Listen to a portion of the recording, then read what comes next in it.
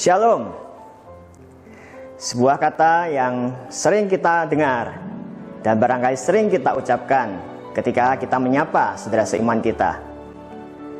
Tetapi jika kita melihat akhir-akhir ini, betapa ini menjadi sebuah kata yang semakin langka. Gambar yang ada di belakang saya ini, dua bangunan yang menjadi ikon di kota Jakarta, sekaligus menjadi ikon di Indonesia, menggambarkan betapa pentingnya perdamaian. Perdamaian artinya bisa menerima perbedaan tanpa harus berselisih. Jemaat sekalian yang dikasihi Tuhan, pada bulan September ini kita akan sama-sama belajar mengenai shalom atau damai. Kita akan belajar damai dari berbagai hal. Kita belajar hidup di dalam damai, belajar beristirahat di dalam damai, belajar berjalan dan bersyukur di dalam damai Tuhan. Pertanyaannya adalah, apakah kita merindukan damai? Saya yakin ya. Oleh karena itu mari kita siapkan hati sungguh-sungguh untuk menjadi pribadi, menjadi keluarga yang hidup di dalam damai Tuhan, tetapi sekaligus membawa damai Tuhan. Saya ingin menutup perjumpaan kita dengan sebuah kalimat yang diucapkan oleh Mother Teresa. Damai dimulai dari sebuah senyuman. Oleh karena itu, selamat berbakti dan jangan lupa tetap tersenyum. Tuhan Yesus memberkati. Selamat pagi jemaat yang dikasihi Tuhan. Shalom. Mari kita datang di hadapan Tuhan dengan mengucap syukur atas pemeliharaannya sampai hari ini. Terlebih karena keselamatan yang telah dianugerahkan kepada kita. Ku bersyukur buat kasih-Mu.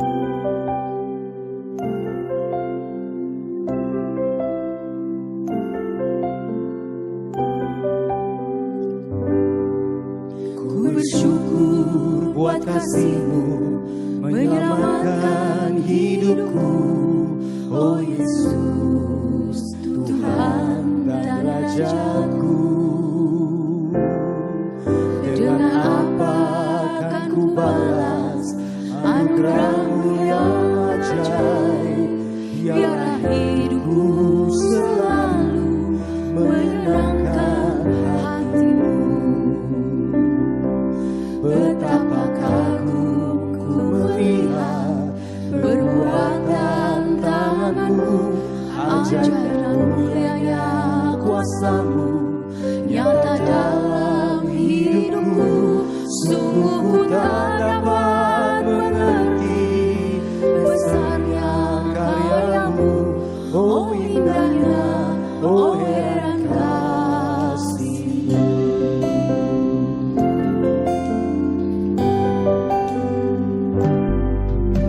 Bersyukur buat kasih-Mu menyelamatkan hidupku. Oh Yesus, Tuhan dan Rajaku.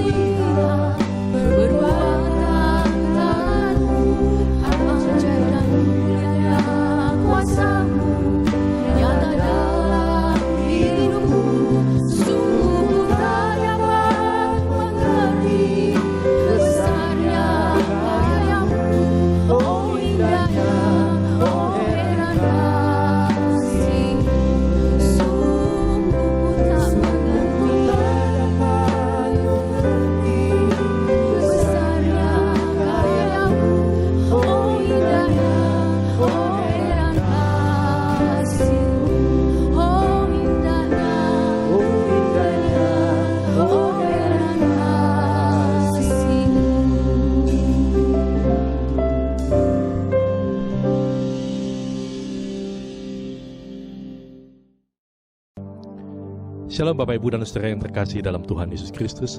Mari kita mulai ibadah kita pada pagi hari ini dengan pengakuan bahwa pertolongan kita datangnya dari Tuhan, pencipta langit bumi dan segala isinya. Dia Allah yang tidak pernah meninggalkan perbuatan tangannya. Turun atas saudara damai sejahtera dari Allah Bapa, dari Sang Putra Yesus Kristus dan dari Roh Kudus. Amin.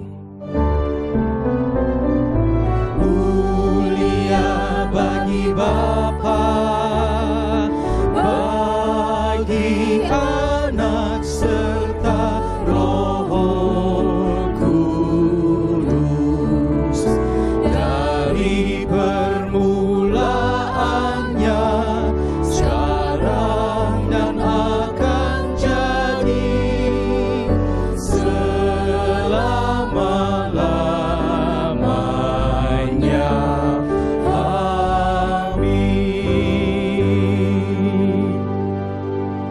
Pembacaan Alkitab kita terambil dari Mazmur 57 ayat 10 dan 11 yang berbunyi demikian.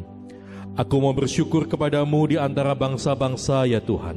Aku mau bermazmur bagimu di antara suku-suku bangsa. Sebab kasih setiamu besar sampai ke langit dan kebenaranmu sampai ke awan-awan. Amin, amin, amin. Amin, amin, amin.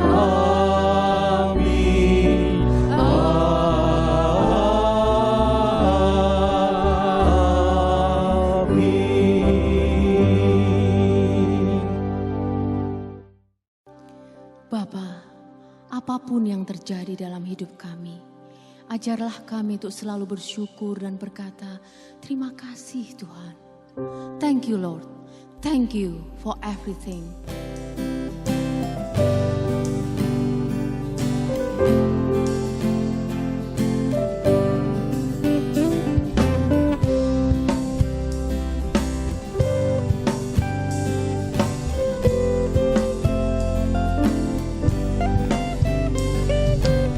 I come before you today,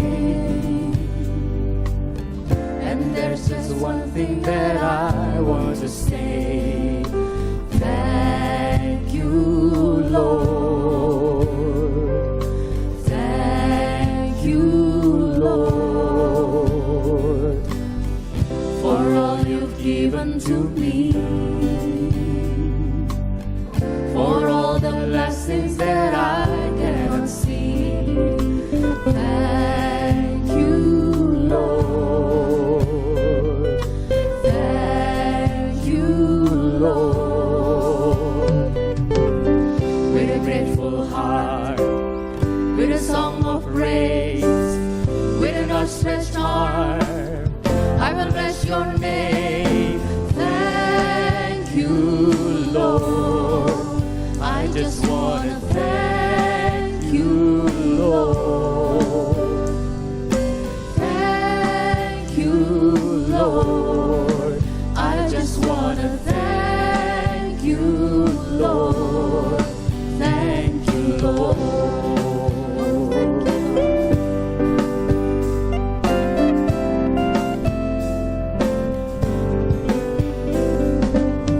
For all you've done in my life, you took my darkness and gave me your light. Thank you, Lord. Thank you, Lord. You took my sin and my shame. You took my sickness and healed all my pain. Thank you, Lord. Thank you, Lord. With a grateful heart, with a song of praise, with an outstretched arm, I will bless your name. Thank you, Lord. I just want to thank you, Lord. Thank you, Lord. I just want to thank you, Lord. Thank you, Lord.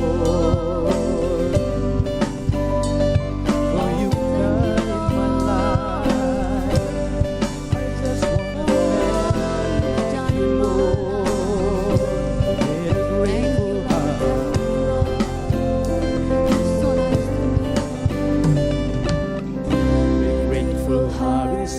of praise, with an outstretched arm, I'll bless your name. Thank you, Lord. I just wanna thank you, Lord. I just want to thank you. Thank you, Lord. I just wanna thank you, Lord. I just want to thank you, Lord. Thank you, Lord. I just wanna thank you, Lord. Thank you, Lord. Thank you, Lord. I just wanna thank you, Lord. Thank you, Lord. Thank you, Lord. Thank you, Lord.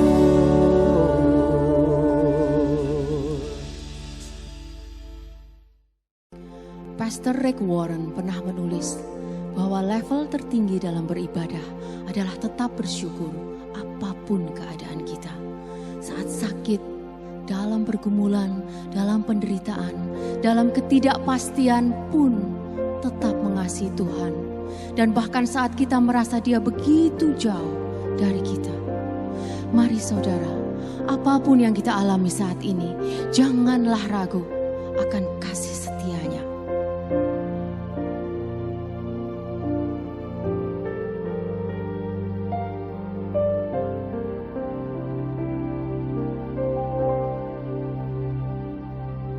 Tiada pernah ku ragukan kasih setiamu ya Tuhan. Setiap waktu dalam hidupku tak pernah kau tinggalkan.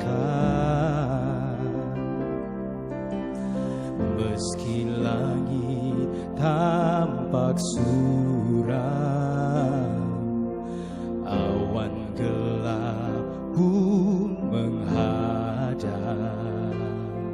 Hadapi badai, lewati gelombang, tak pernah kau tinggalkan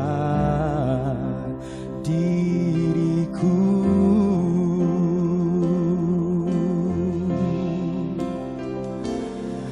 Walau 1000 rebah di sisiku, kau tetaplah Allah penolongku. Walau 10.000 rebah di kananku, takkan ku goyah, sebab Yesus sertaku.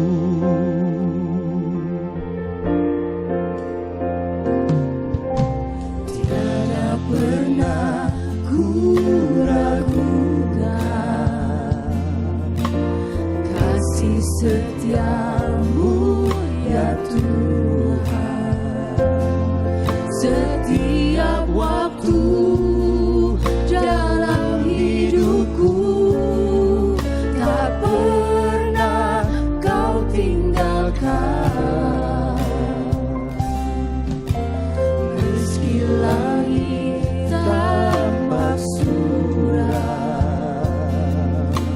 awan gelap pun menghadap.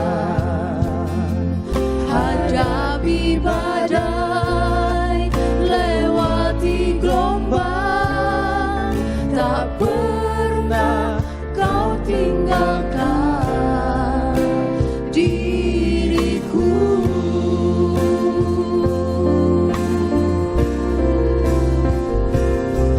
Walau 1000 rebah di sisiku,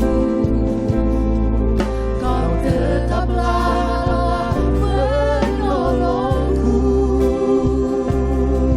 Walau 10.000 rebah di kananku, takkan ku goyah, sebab Yesus serta.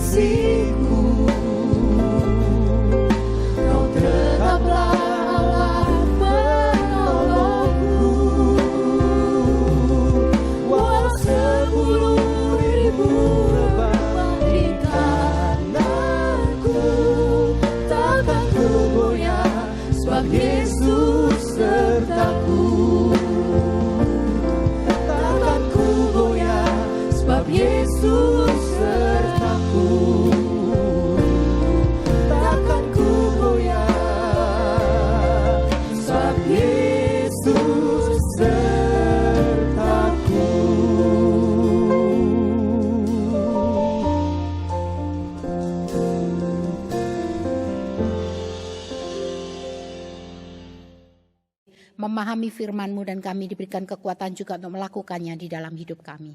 Terima kasih ya Tuhan, pakai hamba-Mu. Di dalam nama Yesus kami berdoa. Amin.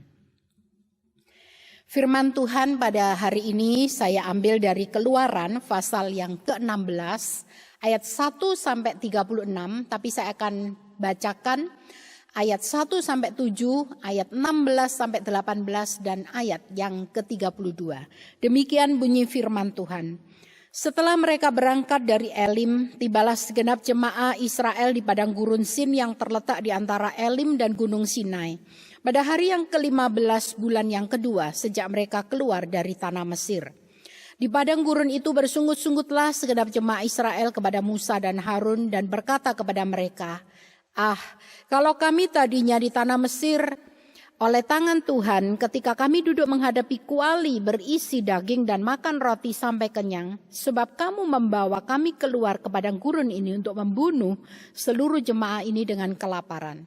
Lalu berfirmanlah Tuhan kepada Musa, sesungguhnya aku akan menurunkan dari langit hujan roti bagimu, maka bangsa itu akan keluar dan memungut tiap-tiap hari sebanyak yang perlu untuk sehari, supaya mereka kucoba apakah mereka hidup menurut hukumku atau tidak.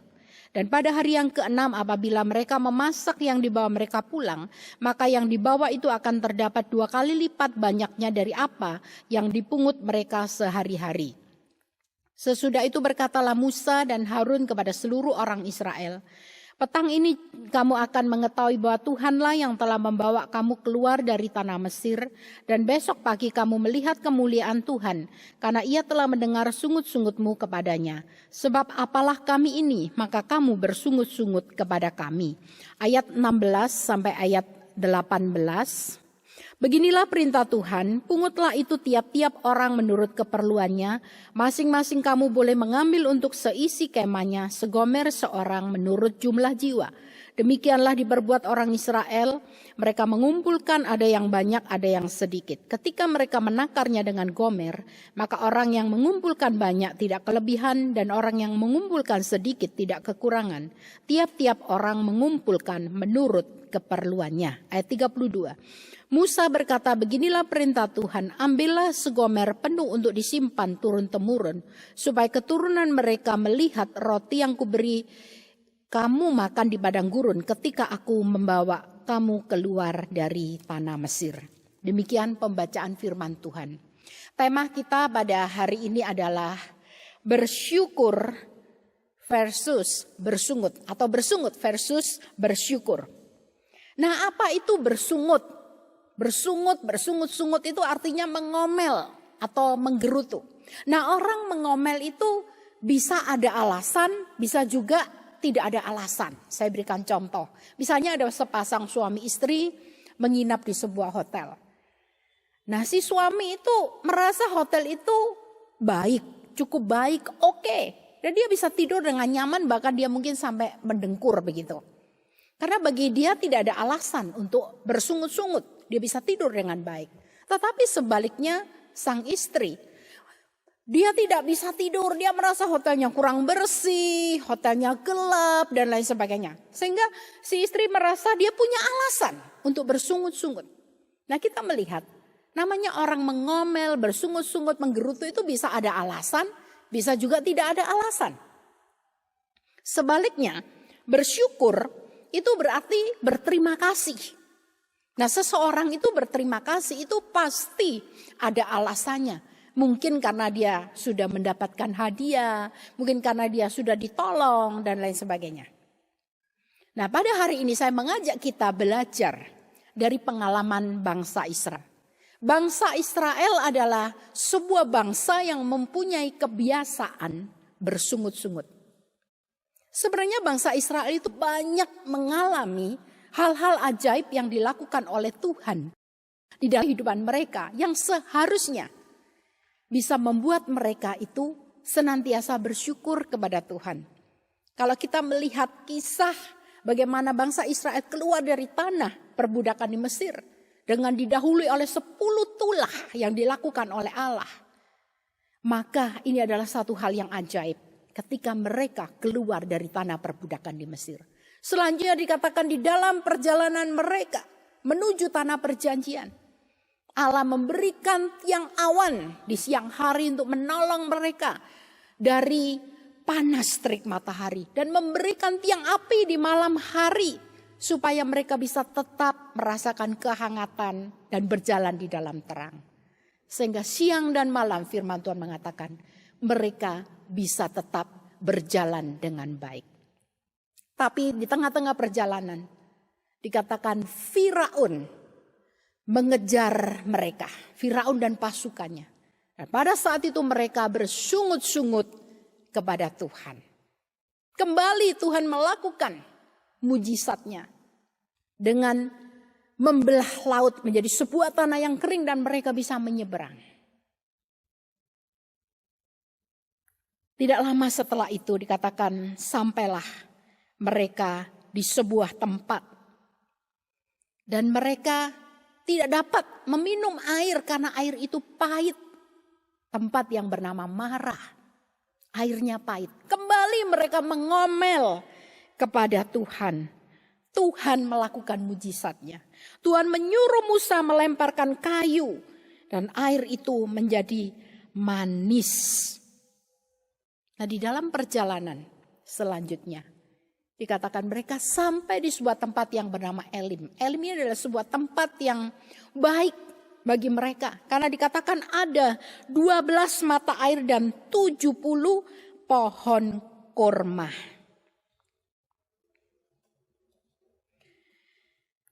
Namun tempat yang menyenangkan itu harus mereka tinggalkan. Dan mereka bergerak dikatakan ke sebuah tempat yang bernama Padang Gurun Sin. Tempat yang sulit dan kering. Kita bisa membacanya di dalam pasal 16 ayat yang pertama. Dan ketika mereka pindah dari satu tempat yang menyenangkan ke tempat yang tidak menyenangkan. Yang membuat mereka tidak nyaman. Kembali mereka bersungut-sungut kepada Tuhan. Dan kalau kita melihat dari ayat 1 sampai 12 saja dari Keluaran pasal 16. Maka disebutkan paling tidak 5 kali kata yang namanya mengomel, omelan, dan marah-marah. Bahkan di dalam ayat yang ketiga, omelan mereka itu saya katakan berlebihan. Karena mereka mengatakan, kamu membawa kami keluar ke padang gurun ini untuk membunuh seluruh jemaah ini dengan kelaparan. Mereka banyak mengalami mujizat Tuhan. Baru saja mereka mengalami mujizat Tuhan. Tidak lama kemudian mereka mengalami kesulitan. Tetapi yang keluar dari mulut mereka ketika mereka menghadapi kesulitan dan pergumulan adalah omelan, adalah sungut-sungut dan kemarahan. Bapak, Ibu, dan saudara yang dikasihi oleh Tuhan. Tapi kita bersyukur karena Tuhan adalah Tuhan yang penuh kasih dan kemurahan. Sehingga menghadapi omelan dan sungut-sungut dari bangsa Israel. Dikatakan justru Tuhan menunjukkan kemurahan dan kasih-Nya kepada umat-Nya. Dan pada hari ini kita akan bersama-sama belajar dari pengalaman bangsa Israel. Bagaimana Tuhan menolong umat-Nya. Di mana ada 3 alasan yang perlu kita ketahui. 3 alasan, 3 kebenaran tentang Allah. Yang menolong kita supaya kita bisa bersyukur kepada Tuhan. Apapun yang kita alami. Dan kita tidak menjadi orang yang terus bersungut-sungut atau mengomel ketika keadaan kita sulit atau penuh dengan pergumulan. Yang pertama, bahwa Allah itu adalah Allah yang memelihara. Di dalam ayat yang ke-8 bagian B, di situ Musa berkata, bukan kepada kami sungut-sungutmu itu, tetapi kepada Tuhan. Musa berkata ketika bangsa Israel itu bersungut-sungut, mereka bukan mengomel atau bersungut-sungut kepada Musa. Sebaliknya mereka itu bersungut-sungut kepada Tuhan. Dan respon Tuhan itu luar biasa. Di dalam ayat yang keempat dikatakan Tuhan itu memberikan roti atau mana kepada mereka setiap hari sesuai dengan kebutuhan mereka. Dan di dalam ayat yang kelima bahkan dikatakan pada hari yang ke-6 Mereka bisa mendapatkan 2 kali lipat untuk persediaan di hari Sabat. Karena pada hari Sabat mereka tidak bisa memungut roti yang disebut mana tersebut. Lebih lanjut di dalam ayat yang ke-8 dikatakan Allah itu hadir di pagi hari untuk memberikan roti kepada mereka. Dan juga di sore hari untuk memberikan daging, yaitu burung puyuh. Kita bisa melihatnya di dalam ayat yang ke-13. Bapak, Ibu, dan saudara yang dikasihi oleh Tuhan, tujuan dari Allah memberikan roti di pagi hari dan memberikan daging di sore hari adalah supaya umat itu mengetahui bahwa Tuhan Allah itu ada di tengah-tengah mereka. Dan kehadiran Allah yang dikatakan pagi dan sore itu adalah terus menerus. Allah hadir secara terus menerus di tengah-tengah umatnya. Jadi umat Israel itu punya Tuhan yang hadir secara terus menerus di tengah-tengah umatnya. Dan memelihara mereka dengan apa yang mereka butuhkan. Nah, di dalam hal ini kita juga belajar.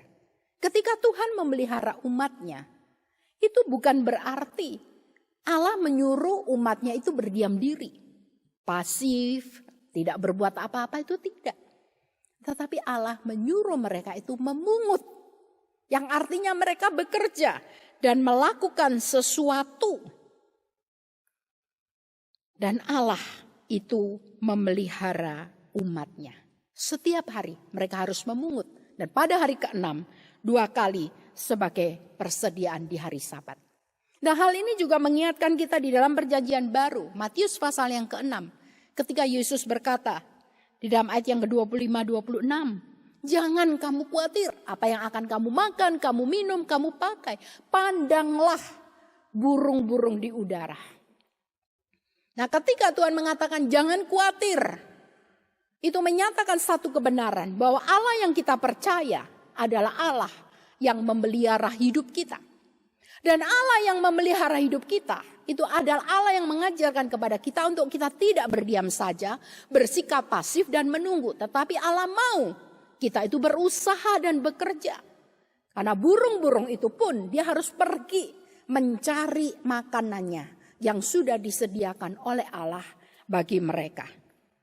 Bapak, Ibu, dan saudara yang dikasihi oleh Tuhan, di dalam masa pandemi ini banyak orang mengeluh karena kehilangan pekerjaan, mengalami kemerosotan dalam hal income, dan lain sebagainya. Dan semuanya itu mungkin bisa menjadi alasan bagi kita untuk kita bersungut-sungut kepada Tuhan. Tapi pertanyaannya, perlukah kita bersungut-sungut? Kalau kita melihat dan kita diajar tentang satu kebenaran bahwa Allah adalah Allah yang memelihara anak-anaknya, umatnya, orang percaya, kita semua. Dia tidak akan pernah membiarkan dan meninggalkan kita. Dia mau kita bekerja, kita berusaha, dan kita percaya bahwa Allah itu akan memelihara hidup kita. Kalau kita mengerti akan kebenaran ini, maka kita bisa bersyukur, bukan bersungut-sungut tengah-tengah masa yang sulit ini. Yang kedua, Allah itu memegang kontrol. Di dalam ayat yang selanjutnya, ya, dikatakan bahwa mereka itu harus mengumpulkan, ayat 16 kalau kita melihat, dikatakan satu orang itu 1 gomer setiap hari. Atau dengan kata lain Tuhan memberikan perintah supaya mereka mengumpulkan menurut kebutuhannya. Dan tidak seorang pun mendapatkan lebih dari apa yang dia butuhkan. Dan kita melihat bagaimana Allah itu memegang kontrol secara ajaib. Khususnya di dalam 2 hal. Kalau kita perhatikan ayat 17, ayat 18. Di situ dikatakan yang mengumpulkan banyak, ada yang mengumpulkan banyak, ada yang mengumpulkan sedikit.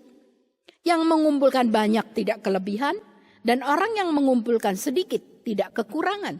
Tiap-tiap orang mengumpulkan menurut keperluannya. Oleh karena itu tidak menjadi masalah berapa banyak yang mereka kumpulkan. Tetapi yang penting, apa yang mereka butuhkan itu dicukupi dengan tepat oleh Allah bagi mereka. Dan jumlah yang dikumpulkan selalu adalah jumlah yang khusus bagi tiap-tiap orang, sesuai dengan kebutuhan mereka. Dan dikatakan dalam ayat 19-21, mana yang diambil itu harus dimakan habis pada hari itu. Jika mereka tidak menghabiskannya pada hari yang sama, maka semuanya itu akan menjadi berulat dan busuk. Ini adalah kontrol yang pertama. Allah mengontrol, Allah memegang kontrol secara ajaib. Yang kedua, di dalam ayat yang kelima di situ dikatakan, pada hari ke-6 setiap orang harus memungut 2 gomer.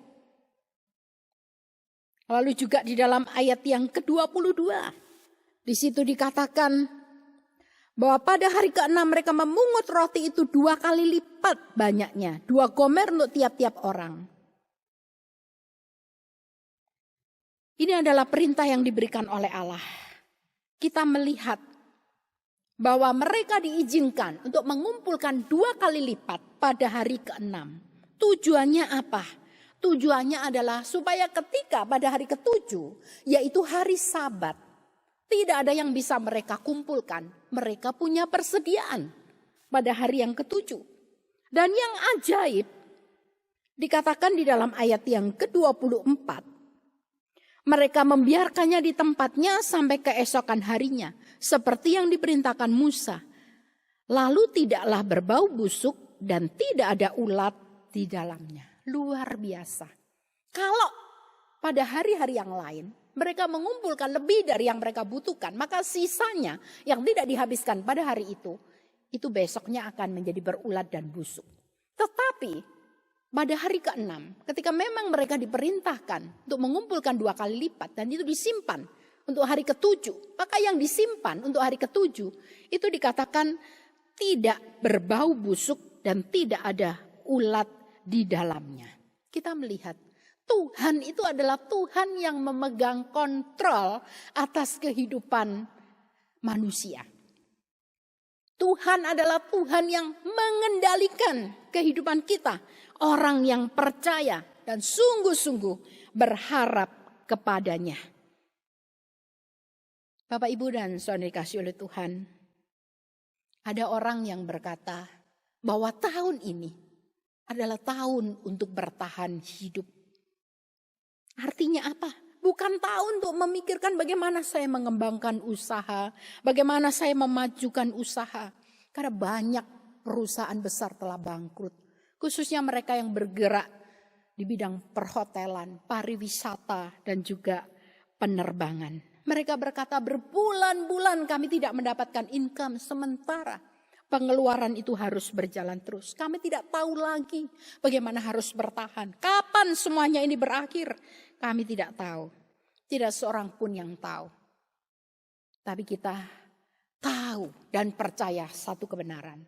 Bahwa Allah itu memegang kontrol atas hidup kita. Allah adalah Allah yang mengerti, peduli, dan mengendalikan hidup kita. Oleh karena itu ketika kita percaya bahwa Allah memegang kontrol atas hidup kita, kita bisa berharap kepadanya. Dan apapun yang terjadi, kita bisa tetap bersyukur, bukan bersungut-sungut. Yang ketiga, dikatakan Allah itu memperhatikan. Di dalam ayat yang ke-25, firman Tuhan mengatakan, makanlah itu pada hari ini, sebab hari ini adalah hari Sabat untuk Tuhan, dan pada hari ini tidaklah kamu mendapatnya di padang. Ketika Allah mengizinkan mengumpulkan 2 kali lipat pada hari yang ke-6, di mana ini memberikan catatan bahwa Allah itu memelihara, memikirkan kalau pada hari ke-7 mereka tidak ada yang dikumpulkan, Allah menyediakan. Allah memperhatikan secara detail. Dan bukan cuma itu. Ketika pada hari ke-7 sudah disediakan oleh Allah dan tidak ada yang dikumpulkan, itu Allah mau supaya umat itu mengkhususkan hari itu untuk mereka punya waktu untuk Tuhan. Bapak, Ibu, dan saudara yang dikasihi oleh Tuhan, Sabat itu adalah dari Tuhan dan merupakan karunia Tuhan bagi umatnya. Oleh karena itu ketika Tuhan menyediakan bagi mereka persediaan untuk 2 hari, maka pada hari ke-7 mereka dimungkinkan untuk beristirahat. Kita melihat Allah itu adalah Allah yang memperhatikan. Dia bukan hanya memperhatikan kebutuhan kita secara jasmani, tapi dia juga memperhatikan kebutuhan kita secara rohani. Dengan menyediakan makanan bagi umatnya melalui roti atau mana dan juga melalui daging yang berasal dari burung puyuh. Allah memperhatikan kebutuhan umatnya dalam hal jasmani. Ketika Allah menyediakan hari ke-7 sebagai hari Sabat dan mereka bisa beristirahat, mempunyai waktu untuk Tuhan, Allah memperhatikan mereka di dalam hal-hal rohani. Nah, bukan cuma berhenti sampai di situ. Allah juga memperhatikan bagaimana mereka juga harus mengajar keturunan mereka. Apa artinya percaya dan bergantung kepada Tuhan di tengah-tengah masa yang sulit. Sehingga di dalam ayat yang ke-32 sampai 34, Tuhan memerintahkan agar mereka mengambil segomer penuh manah dan itu disimpan turun-temurun menjadi bukti bagi generasi selanjutnya tentang pemeliharaan Tuhan terhadap umatnya ketika mereka berada di padang gurun. Bapak, Ibu, dan saudara yang dikasihi oleh Tuhan, Tuhan adalah Tuhan yang memperhatikan kebutuhan kita, kebutuhan umatnya secara jasmani dan rohani, sekalipun mereka sudah bersungut-sungut kepada Tuhan. Yang menandakan mereka kurang percaya kepada Tuhan.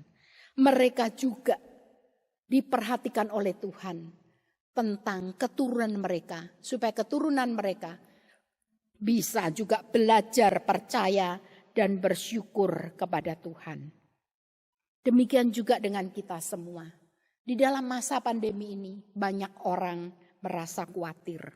Ada yang berkata, di dalam masa-masa seperti ini seharusnya kita punya tabungan mungkin berapa kali lipat dari gaji kita. Supaya ketika resesi itu terjadi, kita tetap dapat hidup dengan baik. Tapi ada sebagian orang yang memang harus hidup dari bulan ke bulan, dari hari ke hari. Tidak ada yang bisa ditabung. Lalu bagaimana? Nah, kita bersyukur kebenaran firman Tuhan yang mengingatkan kepada kita. Allah kita adalah Allah yang memperhatikan kita. Dia memperhatikan kita bukan cuma memelihara kehidupan jasmani kita, tapi juga secara rohani. Dia mau kita hidup dekat dengan Tuhan. Kita percaya, kita bergantung kepada Tuhan. Dan kita juga mengajar anak-anak kita untuk mereka juga percaya kepada Tuhan. Sehingga mereka juga bisa bersyukur kepada Tuhan. Oleh karena itu, mari kita belajar. Belajar bukan bersungut-sungut di tengah masa yang sulit, tapi kita belajar bersyukur. Karena kita mengingat bahwa Tuhan adalah Tuhan yang pertama. Dia memelihara hidup kita. Yang kedua, dia memegang kontrol. Dan yang ketiga, dia memperhatikan kita. Dengan ketiga kebenaran ini, apapun yang terjadi, kita bisa tetap bersyukur kepada Tuhan. Biar Tuhan memberkati setiap kita. Mari kita berdoa. Bapa kami yang ada di dalam kerajaan surga, kami mengucap syukur Tuhan untuk firman-Mu yang terus mengingatkan kami dan mengajar kami bagaimana kami tetap bisa bersyukur kepada Tuhan. Ketika kami menyadari, mengetahui dan memahami tiga kebenaran bahwa Allah memelihara, Allah memegang kontrol dan Allah memperhatikan hidup kami secara jasmani rohani. Bahkan Kau juga memperhatikan keturunan kami. Supaya semuanya itu menolong kami untuk bersyukur. Dan biarlah apapun yang kami alami Tuhan, kami tetap bergantung kepada Engkau. Di dalam nama Yesus kami berdoa. Amin.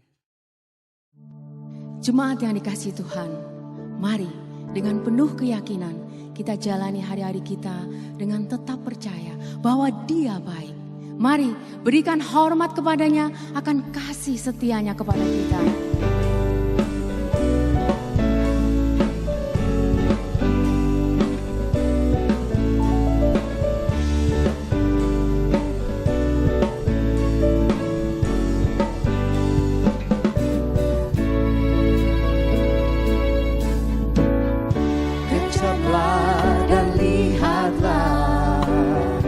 Betapa baiknya Tuhan.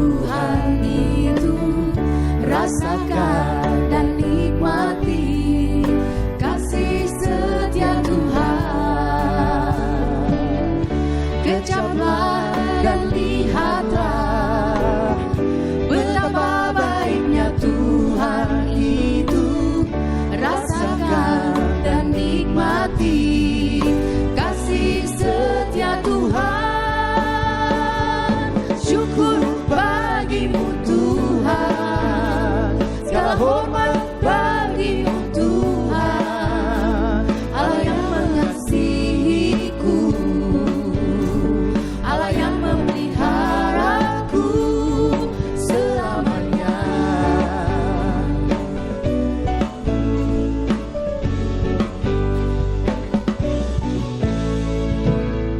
Kecaplah dan lihatlah betapa baiknya Tuhan itu. Rasakan dan nikmati kasih setia Tuhan. Syukur bagimu Tuhan, segala hormat bagimu Tuhan. Allah yang mengasihiku, Allah yang memeliharaku. Syukur bagimu Tuhan, segala hormat bagimu Tuhan. Allah yang mengasihiku, Allah yang memeliharaku selamanya. Selamanya. Selamanya.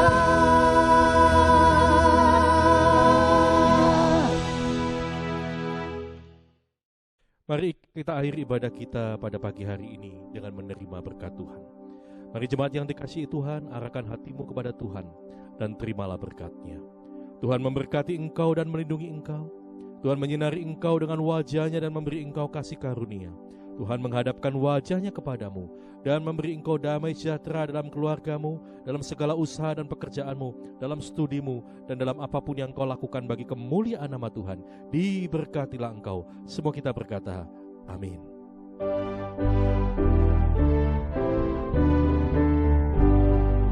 Kepada Allah beri puji, semua makhluk di bumi.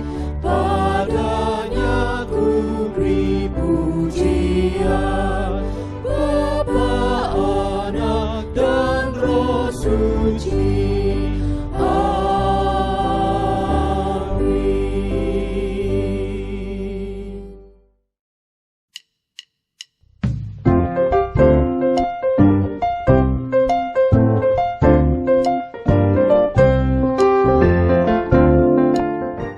Shalom Jemaat yang dikasihi Tuhan, bagaimana kabarnya? Semoga kita semua dalam keadaan yang sehat ya. Berikut akan dibacakan Warta Jemaat GKMI Anugerah, Minggu 13 September 2020. Kita simak yuk. Persekutuan Anugerah Teens. Persekutuan Anugerah Teens akan dilaksanakan hari ini, Minggu 13 September 2020 pukul 5 sore via Zoom. Linknya dapat dilihat di Instagram anugerah_teens. Begitu juga dengan Anugerah Kids. Ibadahnya akan dilaksanakan nanti pukul 10 pagi dengan tema Yesus Kenal Namamu. Jangan lupa ya adik-adik. Pokok doa. Yang pertama, mari kita berdoa untuk jemaat yang sedang sakit dan dalam pemulihan. Untuk Ibu Luciana, Ibu Debbie, Ibu Tan Syoktian, Mak Lan, Ibu Giok, Ibu Inawati, Bapak Budiono, dan Pendeta Yesaya Abdi. Kiranya Tuhan Yesus menyembuhkan dan mereka dapat menjalani proses pengobatan dengan hati yang sukacita. Ingat, hati yang gembira adalah obat. Yang kedua, mari kita berdoa untuk keluarga-keluarga di gereja ini. Masa pandemi menjadi masa yang sulit bagi semua orang. Namun sebagai keluarga percaya, biarlah kita dapat menjalani masa-masa sulit ini dengan baik tanpa melunturkan iman dan pengharapan, serta kasih kepada Kristus semakin nyata untuk dipraktekkan dalam menjalani kehidupan hari lepas hari. 3. Mari kita berdoa bagi kebutuhan tenaga medis yang sudah mulai over kapasitas dalam mengatasi pasien COVID-19. Kiranya Tuhan Yesus menolong dan memampukan agar COVID-19 boleh segera teratasi.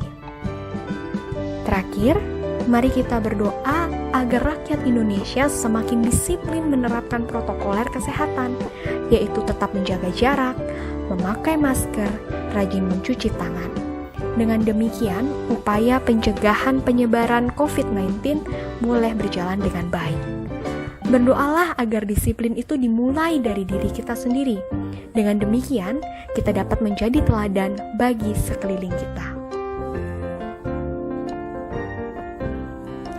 Bagi jemaat yang punya beban atau pergumulan dan rindu untuk didoakan, tim hamba Tuhan dan Majelis Jemaat GKMI Anugerah siap membantu dalam pelayanan doa dan konseling. Jemaat dapat menghubungi hotline gereja di nomor 0895 0262 5888. Berikutnya persekutuan doa via Zoom. Persekutuan doa ini dilaksanakan setiap hari Sabtu pada pukul 9 hingga 10 pagi. Mari kita ajak keluarga kita untuk bersyafaat dan menikmati hadirat Tuhan bersama-sama. ID dan password Zoom akan diinfokan melalui broadcast WhatsApp. Selanjutnya kelas katekisasi. Bagi jemaat yang mau ikut dapat mendaftarkan diri ke WhatsApp hotline gereja di nomor 0895 0262 5888. Mari kita belajar bersama-sama untuk semakin mengenal Kristus. Lomba foto Instagram 100 tahun GKMI dengan total hadiah 10 juta rupiah. Lomba foto ini mengangkat tema GKMI yang kucintai. Periode pengumpulan foto pada bulan Agustus hingga November 2020. Bagi jemaat yang tertarik, boleh mencari tahu infonya di website fotografi.gkmi.net maupun Instagram @gkmi-network. Terakhir, webinar Halo Gereja. Webinar ini akan dilaksanakan pada 26 September 2020 pukul 18.30 hingga 20.30 dengan tema How to Open Up in Family bersama Pastor Christopher dan Lovelia Tapiheru. Demikian Warta Jemaat GKMI Anugerah Minggu 13 September 2020. Tim hamba Tuhan dan Majelis Jemaat mengucapkan selamat hari Minggu, Tuhan Yesus memberkati. Stay at home and stay healthy ya. Happy Sunday, Tuhan Yesus memberkati.